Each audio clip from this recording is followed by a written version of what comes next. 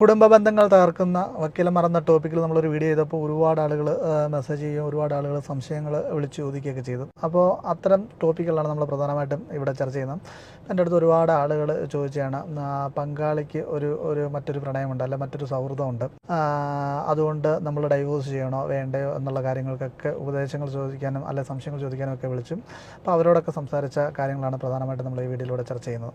ഇപ്പോൾ എൻ്റെ ഓർമ്മയിലേക്ക് വരുന്നത് മീശമാധവൻ എന്ന സിനിമയിൽ ജഗതിയുടെ കഥാപാത്രം പിള്ളേച്ചൻ പുരുഷുവിൻ്റെ ഭാര്യയോട് ചോദിക്കുന്ന ചോദ്യമുണ്ട്, അല്ലെ കുറേ എണ്ണയും പഞ്ചസാരയും ചിലവാകുമെന്ന് പറഞ്ഞ ഒരു കോമഡി ഉണ്ട്. ആ കോമഡി മലയാളികൾ ഭയങ്കരമായിട്ട് സെലിബ്രേറ്റ് ചെയ്തൊരു കോമഡിയാണ്.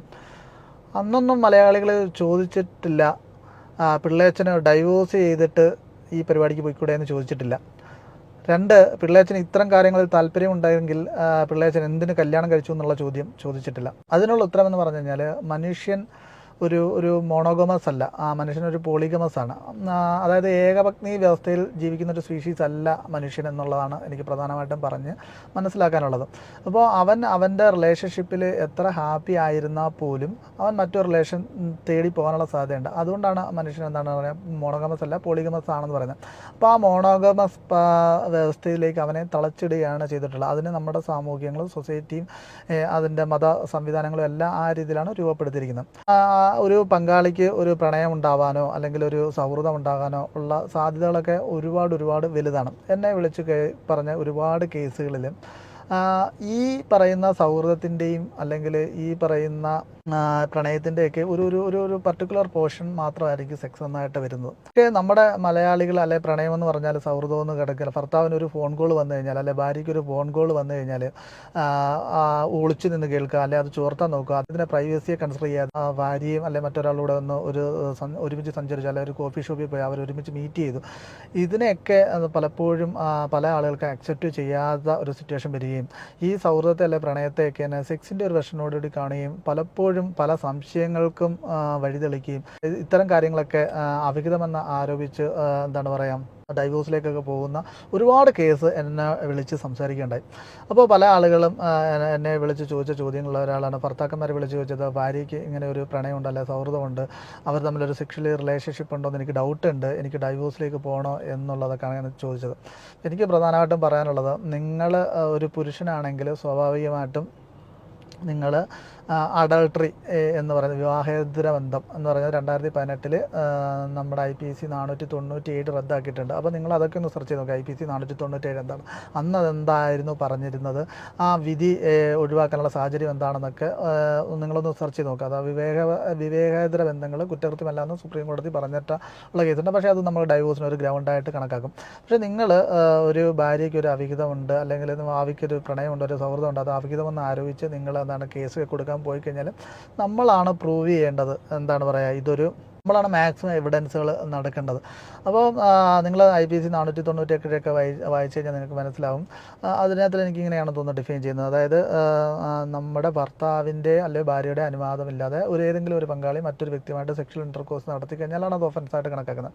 അപ്പോൾ ഇത് നമുക്ക് പലപ്പോഴും പ്രൂവ് ചെയ്യാൻ വളരെയധികം ബുദ്ധിമുട്ടാണ്. ഇപ്പോൾ നിങ്ങളുടെ ഭാര്യ മറ്റൊരാളോടൊപ്പം സഞ്ചരിച്ചു, കാറിൽ സഞ്ചരിച്ചു അല്ലെങ്കിൽ ബൈക്കിൽ സഞ്ചരിച്ചു, അവർ റെസ്റ്റോറൻറ്റിൽ മീറ്റ് ചെയ്തു, അതൊന്നും യഥാർത്ഥത്തിൽ എന്താണ് പറയുക അവിടെ അവിഹിതം നടന്നതെന്ന് തെളിയിക്കാൻ നിങ്ങളെ കൊണ്ടൊന്നും പറ്റില്ല.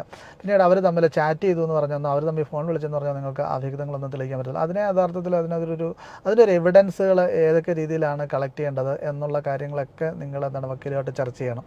അപ്പോൾ അവരൊരു ഹോട്ടലിൽ റൂം എടുത്തത് അതിൻ്റെ ഡീറ്റെയിൽസ് ഒക്കെ ഉണ്ടെങ്കിൽ അതിൻ്റെ സർക്കംസ്റ്റാൻഷ്യൽ എവിഡൻസ് വെച്ചിട്ട് സാഹചര്യ തെളിവുകൾ വെച്ചിട്ട് അവരവിടെ റൂം എടുത്തത് ഒരുപക്ഷെ സെക്ഷൽ ഇൻ്റർകോഴ്സ് നടത്താനുള്ള രീതിയിലുള്ള അസംഷൻ ഒക്കെ ആവാം. അപ്പോൾ അങ്ങനെയൊക്കെയുള്ള എവിഡൻസ് നിങ്ങളുടെ പ്രോപ്പറായിട്ടുണ്ടെങ്കിൽ നിങ്ങളൊരു മെന്നാണെങ്കിൽ ഡൈവോഴ്സ് കേസിന്, അതായത് ഈ അഡൾട്ടറി എന്ന് പറയുന്നത് അല്ലെങ്കിൽ ഈ പറഞ്ഞ വിവേകേതര ബന്ധം എന്ന് പറയുന്നത് കുറ്റകൃത്യമല്ല, മറിച്ച് ഡൈവോഴ്സിനുള്ളൊരു ഗ്രൗണ്ടാണ്. അപ്പോൾ നിങ്ങൾക്ക് ഡൈവോഴ്സിന് അപ്ലൈ ചെയ്യാം. അപ്പോൾ നിങ്ങളൊരു പ്രധാനപ്പെട്ട ഒരു കാര്യം മനസ്സിലാക്കേണ്ടത്, ഒരു പുരുഷനാണ് നിങ്ങളൊരു ഡൈവോഴ്സ് കേസ് ഫയൽ ചെയ്യുന്നത്. അതായത് ഈ പറയുന്ന ഗ്രൗണ്ട് വെച്ചിട്ട് നിങ്ങളൊരു ഡൈവോഴ്സ് കേസാണ് പ്രൊസീഡ് ചെയ്യാൻ ഉദ്ദേശിക്കുന്നതെങ്കിൽ നിങ്ങൾ വക്കീലിൻ്റെ അടുത്ത് ചോദിക്കുക ഓപ്പോസിറ്റിൽ നിന്ന് എത്ര കേസുകൾ വരാൻ സാധ്യതയുണ്ട്, അത് ഏതൊക്കെ കേസുകളായിരിക്കും. അത് DV കേസ് വരാം, 498 വരാം, പിന്നെ എന്താണ് നിങ്ങളുടെ പ്രോപ്പർട്ടി അറ്റാച്ച്മെൻ്റ് എന്ന കേസ് വരാം, പല ടൈപ്പ് ഓഫ് കേസുകൾ വരാം. അപ്പോൾ ആ കേസുകളെല്ലാം അവിടെ നടത്തുന്നതിന് എത്ര രൂപ ചിലവാകും എന്നൊക്കെ നിങ്ങൾ അവരോട് ചോദിച്ചു നോക്കാം. അപ്പോൾ നിങ്ങൾക്കൊരു ഏകദേശ ധാരണയൊക്കെ കിട്ടും. അപ്പോൾ 10-12 കൊല്ലമൊക്കെ കേസുകളൊക്കെ നടത്തിയതിനു ശേഷം ഈ ഭാര്യയ്ക്ക് അവിഹിത ബന്ധമുണ്ടെന്ന് ആരോപിച്ച് നടത്തിയ കേസുകൾ അവരവസാനം ഒത്തുപോകുന്ന കാഴ്ചകളൊക്കെ നമ്മൾ കണ്ടിട്ടുണ്ട്. ഇത്തരം സാഹചര്യങ്ങളിൽ നിങ്ങൾക്ക് ഈ പങ്കാളി മറ്റൊരു റിലേഷൻഷിപ്പിൽ പോയി നിങ്ങൾക്ക് വളരെ പെയിൻഫുൾ ആയിട്ടുള്ള പ്രോസസ്സാണ്. വളരെ വളരെ പെയിൻഫുൾ, ഐ നോ ഇറ്റ്സ് വളരെ പെയിൻഫുൾ ആയിട്ടുള്ള പ്രോസസ്സാണ്. അപ്പോൾ അതിനകത്തുള്ള ഒരു ഒരു ഒരു ഒരു അപകടം എന്ന് പറഞ്ഞു കഴിഞ്ഞാൽ പലപ്പോഴും നമുക്ക് സിറ്റുവേഷനെ അക്സെപ്റ്റ് ചെയ്യാൻ പറ്റത്തില്ല. ഇത്ര സിറ്റുവേഷൻ വന്നു കഴിഞ്ഞാൽ നിങ്ങൾ ബഹളം ഉണ്ടാക്കി നാട്ടുകാരെ, വീട്ടുകാരെ, മറ്റുള്ള ബന്ധുക്കളെ എല്ലാവരെയും അറിയിക്കാൻ പോകാതെ ഈ ഇത്തരം കാര്യങ്ങളെ സമ്മതിച്ചിട്ടതോടുകൂടി കണ്ടെത്തിയിട്ട് പലപ്പോഴും ആ പാർട്ണറെ, നിങ്ങളെ പങ്കാളിയെ നിങ്ങളുടെ ജീവിതത്തിലേക്ക് തിരിച്ചു കൊണ്ടുവരാൻ പറ്റുമെങ്കിൽ ഒരിക്കൽ പറ്റി തെറ്റാണെങ്കിൽ അതാണ് പ്രധാനമായിട്ടും ചെയ്യാൻ ശ്രമിക്കേണ്ടത്. മറിച്ച് ഇത് നോർമലായി കഴിഞ്ഞു. അതായത് മറ്റുള്ള സിവിലൈസ്ഡ് കൺട്രീസിനെ പോലെ തന്നെ ഇത്തരം കാര്യങ്ങളൊക്കെ വളരെ നമ്മൾ ഇന്ത്യയിലും കുറേയധികം നോർമലായി കഴിഞ്ഞു. അതുകൊണ്ടാണല്ലോ നിങ്ങൾ ഈ പറയുന്ന ഇത്രയോ സീരിയലുകൾ സെലിബ്രേറ്റ് ചെയ്യുന്നു, അവിഹിതം അല്ലുള്ള എത്രയോ സീരിയലുകൾ സെലിബ്രേറ്റ് ചെയ്യപ്പെടുന്നു. അല്ലെങ്കിൽ നമ്മൾ കൂടുതൽ കേസുകൾ നോക്കിക്കഴിഞ്ഞ് കഴിഞ്ഞാൽ ഈ പറയുന്ന അഡൾട്ടറി വെച്ച് തന്നെ ഡൈവേഴ്സ് കൊടുത്ത് 100 കണക്കിന് കേസുകളുണ്ട്, 1000-1000 കേസുകളുണ്ട്. അപ്പോൾ ഇത് സമൂഹത്തിൽ ഇപ്പം നിങ്ങളൊരു കാര്യം മനസ്സിലാക്കുക, ഇത് നോർമലായിട്ട് നടന്നു പോകുന്ന ഒരു പ്രോസസ്സായി മാറിക്കഴിഞ്ഞിരിക്കുക. അത് നിങ്ങളത് മനസ്സിലാക്കുന്നില്ലെങ്കിൽ സൊസൈറ്റി എത്രത്തോളം ചേഞ്ച് ആയി കഴിഞ്ഞു എന്നുള്ളതാണ് നമുക്ക് മനസ്സിലാക്കേണ്ടത്. ഇപ്പോൾ നിങ്ങളുടെ പങ്കാളി മറ്റൊരു റിലേഷൻഷിപ്പിലേക്ക് പോകുന്നു, അതിന് നമുക്ക് നമ്മളിൽ കുറ്റബോധമൊന്നും തോന്നേണ്ട കാര്യമില്ല. അപ്പോൾ അതിന് പ്രധാനമായിട്ടും പറയുന്നത് ഈ രണ്ട് പങ്കാളികൾ തമ്മിലുള്ള ഒരു ഇമോഷണൽ ബോണ്ട് ഏതെങ്കിലും ഒരു സാഹചര്യത്തിൽ കുറഞ്ഞു പോയിട്ടുണ്ടായിരിക്കും. അപ്പോൾ അത് ഒരുപാട് ഫാക്ടേഴ്സ് ഉണ്ട്. ലവ് എന്ന് പറയുന്ന ഫാക്ടേഴ്സ് ഉണ്ട്, റെസ്പെക്റ്റ്, മ്യൂച്വൽ റെസ്പെക്റ്റ്, പരസ്പരം അപ്രീഷിയേറ്റ് ചെയ്യുക. പിന്നെ ഈ പറയുന്ന കണക്ക് തന്നെ നമ്മൾ ഒരു ഫിനാൻഷ്യലി സ്ട്രഗിൾ ചെയ്യുന്ന സമയത്ത് അവർക്ക് ഭാര്യയ്ക്ക് വേണ്ട കാര്യങ്ങൾ ചെയ്തു കൊടുക്കാൻ പറ്റാതിരിക്കുക, അല്ലെങ്കിൽ ഭർത്താവിന് വേണ്ട കാര്യങ്ങൾ ചെയ്തു കൊടുക്കാതിരിക്കുക. അങ്ങനെ ഒരുപാട് കാര്യങ്ങളുണ്ട്. ഇപ്പോൾ എല്ലാവരും പറയും ഇത് നോർമലൈസ് ചെയ്യുന്നത് സെക്സുമായിട്ട് കണക്ട് ചെയ്തിട്ടാണ് ഈ റിലേഷൻഷിപ്പിനെയൊക്കെ മോശമായിട്ട് ചിത്രീകരിക്കുന്നത്. അപ്പം സെക്സ് മാത്രമല്ല ഇവിടെ പ്രശ്നമായിട്ട് വരുന്നത്, അവരുടെ ഒരു ഇമോഷണൽ ബോണ്ട്, ഇമോഷണലായിട്ടുള്ള പല കണക്ഷനും പങ്കാളികൾ തമ്മിലില്ലാത്തൊക്കെ ഒരു റിലേഷൻ ബ്രേക്ക് ആവുന്നതാണ് കാരണമാണ്. അപ്പോൾ ഇതിനകത്ത് ഒരാൾ ഭയങ്കരമായിട്ട് സഫർ ചെയ്യും, എൻ്റെ എന്തെങ്കിലും കുഴപ്പം കൊണ്ടാണോ പോയത്, അങ്ങനെ ചിന്തിക്കേണ്ട കാര്യമേ ഇല്ല. കാരണം നമ്മുടെ ഭാഗത്തുനിന്ന് എന്തെങ്കിലും കുറവുണ്ടെങ്കിൽ അത് നാച്ചുറലായിട്ട് സംഭവിക്കുന്നതാണ്. രണ്ട് ഹ്യൂമൻസാണ്, അവർ തമ്മിലുള്ള നാച്ചുറലായിട്ട് കുറ്റങ്ങളും കുറവുകളും ഉണ്ടാകും, ശ്രദ്ധക്കുറവുകളും ഉണ്ടാകും, പല ഒരുപാട് പ്രശ്നങ്ങളുണ്ടാകും. അപ്പോൾ അത് ടോപ്പപ്പ് ചെയ്ത് പോകാൻ എന്നുള്ളത് മാത്രമേ ഉള്ളൂ. ഇത് നോർമലായിട്ട് മനുഷ്യനെന്ന് പറയുന്നത് പോളിഗമസ് ആണ്. അവനെ ഏറ്റവും നല്ല ഹാപ്പി ആയിട്ടിരുന്നാൽ പോലും ചിലപ്പോൾ അവനൊരു മറ്റൊരുണയെ തേടാനോ അല്ലെങ്കിൽ ഇടയെ തേടി പോകാനുള്ള ടെൻഡൻസി ഉള്ള ആളുകളാണെന്നാണ് നമ്മൾ ആദ്യമായിട്ട് മനസ്സിലാക്കേണ്ടത്. ഈ കാര്യങ്ങൾ പറഞ്ഞു തരുന്നത് വളരെ സാധാരണക്കാർക്ക് മനസ്സിലാവുന്ന ഭാഷയിലാണ് ഈ കാര്യങ്ങളൊക്കെ പറയുന്നത്. അപ്പോൾ ഞങ്ങൾ ഈ പറയുന്ന കാര്യങ്ങൾ പലപ്പോഴും നിങ്ങൾക്ക് അഡ്ജസ്റ്റ് ചെയ്യാൻ പറ്റത്തില്ലായിരിക്കും, നിങ്ങളുടെ ബിലീഫ് സിസ്റ്റത്തിന് അഡ്ജസ്റ്റ് ചെയ്യാൻ പറ്റത്തില്ലായിരിക്കും. എന്നാലും ഞാനിത് പറയുന്നത് എൻ്റെ പേഴ്സണലായിട്ടുള്ള അഭിപ്രായമാണ്. ഞാൻ പഠിച്ച കാര്യങ്ങൾ, ഞാൻ എൻ്റെ അറിവുകൾ വെച്ച്, ഇപ്പം ഞാൻ കണ്ട സുഹൃത്തുക്കൾ, പല ആളുകളിൽ നിന്ന് സംശീകരിച്ച അറിവുകളാണ്. പല സൈക്കോളജിസ്റ്റായിട്ട് എനിക്ക് സംസാരിക്കാൻ പറ്റിയിട്ടുണ്ട്, അല്ലെങ്കിൽ ഒരുപാട് വക്കീലന്മാരായിട്ട് സംസാരിക്കാൻ പറ്റിയിട്ടുണ്ട്. അവരിൽ നിന്നെല്ലാം ഞാൻ ഒരുപാട് കേസുകളൊക്കെ കണ്ട സാഹചര്യത്തിലാണ് എൻ്റെ ഒരു തോട്ടാണ് നിങ്ങളുമായിട്ട് ഷെയർ ചെയ്യുന്നത്. ഇത് നിങ്ങളുടെ തോട്ടുമായിട്ട് ഡിഫറെൻ്റ് ആയിരിക്കാം, പക്ഷേ അത് നിങ്ങളുടെ തോട്ടും ഇത് എൻ്റെ തോട്ടുമാണ് ഷെയർ ചെയ്യുന്നത്. അപ്പോൾ ഇത് ഏതെങ്കിലും കുറേ ആളുകൾക്കെങ്കിലും ഏതെങ്കിലും രീതിയിൽ പ്രയോജനപ്പെടട്ടെ എന്ന് കരുതിയാണ് ഞാൻ എൻ്റെ ആശയങ്ങൾ നിങ്ങളുമായിട്ട് ഷെയർ ചെയ്യുന്നത്. അതേസമയം ഭാര്യ പറയാണ് ഭർത്താവിന് മറ്റൊരു പ്രണയമുണ്ട്, മറ്റൊരു സൗഹൃദമുണ്ട്, മറ്റൊരു ഇല്ലീഗൽ റിലേഷൻഷിപ്പ് ഉണ്ടെന്ന് ഭാര്യ ആരോപിക്കുകയാണെങ്കിലും നമ്മൾ പെട്ടെന്ന് ഡൈവോഴ്സിലേക്ക് പോകണോ വേണ്ടേ എന്നൊക്കെ ഭാര്യ ചോദിക്കും. ഓക്കെ, നിങ്ങൾക്ക് അങ്ങനെ ഒരു റിലേഷൻ ഉണ്ട് എന്നറിയുമ്പോൾ നിങ്ങൾ സ്വാഭാവികമായിട്ട് മാനസികമായിട്ട് തകർന്നു പോകും, നിങ്ങളുടെ ട്രസ്റ്റ് നഷ്ടപ്പെട്ടതിലുള്ള ഒരു വിഷമമുണ്ടാകും, നിങ്ങളുടെ ഡിഗ്നിറ്റി പോയതായിട്ട് നിങ്ങൾക്ക് തോന്നും. അങ്ങനെ ഒരുപാട് പ്രശ്നങ്ങളുണ്ടാകും, നിങ്ങൾ ഒരു ഡിപ്രഷനിലേക്ക് പോകും. ആ സാഹചര്യത്തിൽ എന്താണ് ചെയ്യേണ്ടതെന്നാണ് ഞാൻ പ്രധാനമായിട്ടും പറയുന്നത്. അപ്പോൾ നിങ്ങൾ ഈ ഒരു വിഷയം മറ്റൊരാളുമായിട്ട്, ബന്ധുക്കളുമായിട്ട്, മറ്റുള്ള സുഹൃത്തുക്കളായിട്ട്, നാട്ടുകാരെയൊക്കെ അറിയിച്ചു കഴിഞ്ഞാൽ എന്ത് പ്രശ്നമാണ് ഉണ്ടാകുന്നത് നിങ്ങളൊന്ന് ഇമാജിൻ ചെയ്യുകയാണ്. ഒരു 2 ദിവസത്തേക്ക് എന്ത് പ്രശ്നമാണ് ഉണ്ടാകുന്നതെന്ന് ആലോചിക്കുക. അപ്പോൾ അതുകൊണ്ട് പോസിറ്റീവായിട്ടുള്ള ഇമ്പാക്റ്റ് ആണോ നെഗറ്റീവായിട്ടുള്ള ഇമ്പാക്റ്റ് ആണോ നിങ്ങൾ ആലോചിക്കാം. അതിനുശേഷം നിങ്ങളൊരു അടുത്ത ഒരു 10 വർഷത്തേക്ക് ഞാനൊരു ഡൈവോഴ്സ് കേസിലേക്ക് പോയി, ഞാൻ ഒറ്റപ്പെട്ടു പോയി കഴിഞ്ഞാൽ എനിക്ക് എങ്ങനെ ജീവിക്കാൻ പറ്റുമെന്ന് നിങ്ങൾ ആലോചിക്കാം. പിന്നെ എൻ്റെ ജീവിതം മൊത്തം എങ്ങനെയായിരിക്കും എന്ന് ആലോചിക്കാം. അപ്പോൾ അങ്ങനെ നിങ്ങൾക്ക് ഒറ്റയ്ക്ക് നിൽക്കാൻ പറ്റില്ല, അല്ലെങ്കിൽ നിങ്ങൾക്ക് തീരെ അഡ്ജസ്റ്റ് ചെയ്യാൻ പറ്റില്ല എങ്കിൽ നിങ്ങൾ ഡൈവോഴ്സിനെ കുറിച്ച് ആലോചിക്കുക. മറിച്ച് നിങ്ങൾ ഏതെങ്കിലും രീതിയിൽ ഇത്തരം കാര്യങ്ങൾ അദ്ദേഹത്തെയൊക്കെ പറഞ്ഞ് മനസ്സിലാക്കി ടോപ്പപ്പ് ചെയ്ത്, അല്ലെങ്കിൽ നമ്മൾ അങ്ങോട്ടും ഇങ്ങോട്ടും ചർച്ച ചെയ്ത് പ്രശ്നം പരിഹരിക്കാൻ പറ്റുമെങ്കിൽ പരിഹരിച്ച് മുന്നോട്ട് പോകണം. പോകണമെന്നാണ് എനിക്ക് പറയാനുള്ളത്. കാരണം ഞാൻ എപ്പോഴും ആവർത്തിച്ച് പറയുന്നത് മനുഷ്യനെന്ന് പറയുന്നത് മോണോഗമസ് അല്ല, മനുഷ്യനെന്ന് പറഞ്ഞത് മോണോഗമസ് അല്ല, പോളിഗമസ് ആണ്. അപ്പോൾ അവരുടെ എന്താണ് പറയുക, പല രീതിയിലുള്ള ഒരു റിലേഷൻഷിപ്പിൽ നിന്ന് ഒരു മറ്റൊരു റിലേഷൻഷിപ്പ് കിട്ടാൻ ഇമോഷണൽ ബോണ്ടിങ്ങും അല്ലെങ്കിൽ അത് ബ്രേക്ക് ആയതിൻ്റെ പല കാര്യങ്ങളുണ്ടായിരിക്കും. ഇപ്പോൾ ഞാൻ പല കേസുകളും നമ്മളെ വിളിച്ച് കുറേ സ്ത്രീകൾ സംസാരിച്ചു.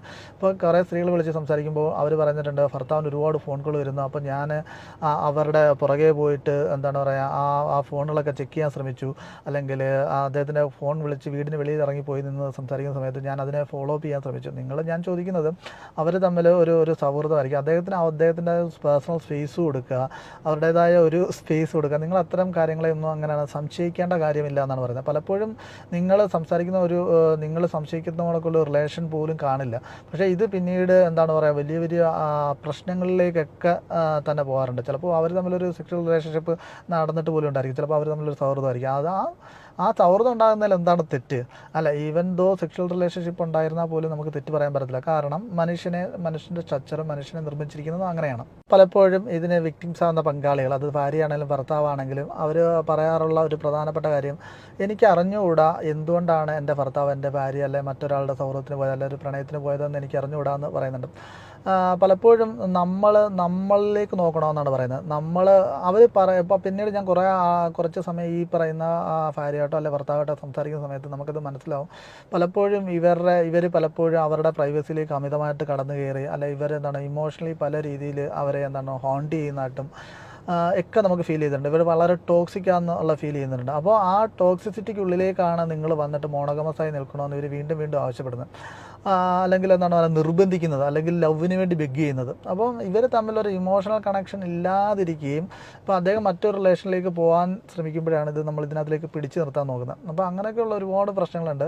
ഇപ്പം ഞാൻ പറയുന്നത് നിങ്ങളിത് കേൾക്കുമ്പോൾ നിങ്ങളുടെ പ്രശ്നമായിട്ട് കണക്ട് ചെയ്യാതെ ഓരോ ആളുകളുടെ പ്രശ്നവും യുണീക്കാണ്. ഇത് ഞാൻ കുറച്ച് ജനറലായിട്ടുള്ള കാര്യങ്ങളാണ് നിങ്ങൾക്ക് പറഞ്ഞു തരുന്നതും.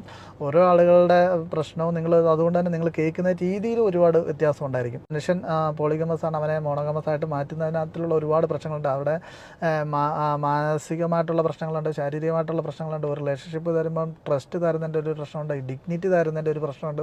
ഇതിനെക്കുറിച്ചൊക്കെ പഠിക്കുക. ഇതിനെക്കുറിച്ച് മോണോഗമസ് എന്ന് പറഞ്ഞാൽ എന്താണെന്ന് പഠിക്കുക, പോളിഗമസ് എന്താണെന്ന് പഠിക്കുക, മനുഷ്യനെക്കുറിച്ച് പഠിക്കുക. നമ്മൾ ഒരുപാട് കാര്യങ്ങൾ പഠിച്ച് നമ്മൾ സ്ഥിരം അപ്ഡേറ്റ് ആവുക.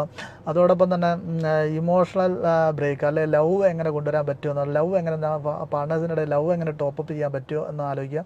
പിന്നീട് ഇത്തരം പ്രശ്നങ്ങളൊക്കെ ഉണ്ടായിക്കഴിഞ്ഞാൽ, അതായത് പങ്കാളി നിങ്ങളും തമ്മിൽ എന്തെങ്കിലും ഒരു പ്രശ്നം ഉണ്ടായിക്കഴിഞ്ഞാൽ യാതൊരു കാരണവശാലും ഉടനെ ഡൈവോഴ്സ് എന്ന് പറഞ്ഞ് കോടതിയിലിട്ടെങ്ങും യാതൊരു കാരണവശാലും പോകരുതെന്നാണ് എനിക്ക് പറയാനുള്ളത്. പിന്നീട് പോയി കഴിഞ്ഞാൽ നിങ്ങളുടെ കയ്യിലെങ്ങും നിൽക്കുന്ന ഒരു കേസേ അല്ല.